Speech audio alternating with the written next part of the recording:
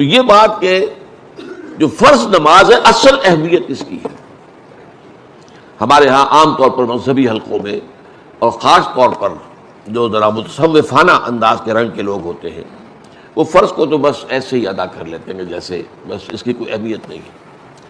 بلکہ بعض لوگ وہ بھی ہیں کہ جو فرض کو ترک کر دیتے ہیں. نوافل پر سارا زور ہے, صرف رات کی نماز پر زور دیا جا رہا ہے.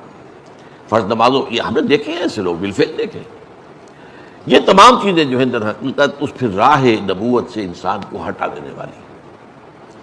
فرض کتنا فرض, نفل کتنا نفل. نوافل کے بارے میں جو ہے شریعت سے ثابت ہے, وہ تہجد بھی نافلۃ لک حضور کے لیے تو لازم تھی, باقی کے لیے لازم نہیں ہے. جو قیام اللیل شروع میں تھا وہ لازم نہیں ہے. ہاں رمضان مبارک میں اس کی تشویق ہے, ترغیب ہے. وہ خاص ایک مہینہ ہے, اس میں دن میں کھانا پینا جو ہے وہ حرام کیا گیا, تو رات کو 2/3 رات یا 1/3 کم سے کم 1/3 رات جاگو اللہ کے قرآن کے ساتھ, اللہ کی کتاب کے ساتھ. تو یہ اصل میں جو توازن ہے یہ جو ہے بہت ضروری ہے. ارأیت اذا صلیت الصلوات المکتوبات, حضور آپ نے دیکھا, غور فرمائیے کہ اگر میں جو فرض نمازیں ہیں وہ ادا کروں. اب مثلا ایک حدیث مجھے اور یاد آئی, فرض نماز کی اہمیت کو بیان کرنے کے لیے حضور نے فرمایا جس شخص نے عشاء کی نماز بھی جماعت کے ساتھ ادا کی اور پھر فجر کی نماز بھی جماعت کے ساتھ ادا کی, اس کے لیے پوری رات کا قیام لکھ دیا جائے. فرض کی یہ اہمیت ہے.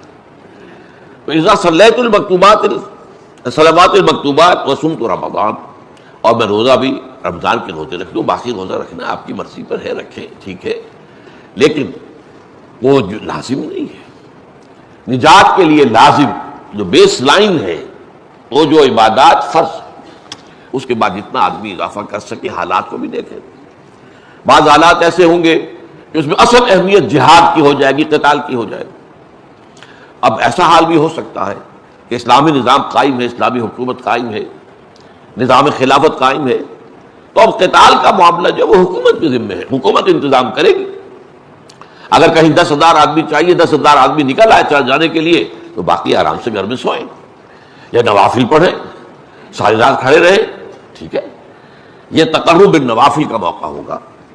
لیکن اگر اللہ کا دین جو ہے وہ مغلوب ہے, پامال ہے, اسے پاؤں تلے روتا جا رہا ہے, شریعت کی دھجیاں بکھیری جا رہی ہیں, عوامر کا استہزاء ہو رہا ہے, اور جو منکرات ہیں ان کی تبلیغ ہو رہی ہے, اس وقت آدمی نوافل میں لگا رہے, وہاں تو فرض ہو جائے گا امر بالمعروف نہی عن المنکر, جہاد, اس کے جو بھی تقاضے ہوں اس وقت سارے تقاضے اس کو بیان کرنے کا موقع نہیں ہے. اس اصل شے کو ہوگی, اس فرض کو ترک کر کے نوافل میں لگیں گے, یہ نوافل منہ پر دے ماری جائے گی. اس کو بہت زیادہ نمایاں کرنے کے لیے میں مثال دیتا ہوں, ذرا سوچئے. جب دامن احد میں معرکہ جاری تھا اور صحابہ کی جان پر بنی ہوئی تھی, خود حضور کی جان پر بنی ہوئی تھی, آپ کو معلوم ہے آپ زخمی ہوئے ہیں اور اتنا خون آپ کا بہہ گیا ہے کہ آپ بے ہوش ہو گئے ہیں, اور خبر اڑ گئی کہ آپ کا تو انتقال ہو گیا, شہید ہو گئے.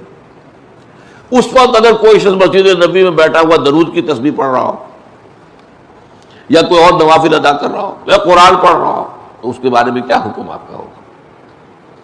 پکا منافق, حالانکہ کام تو وہ اچھے کر رہا ہے.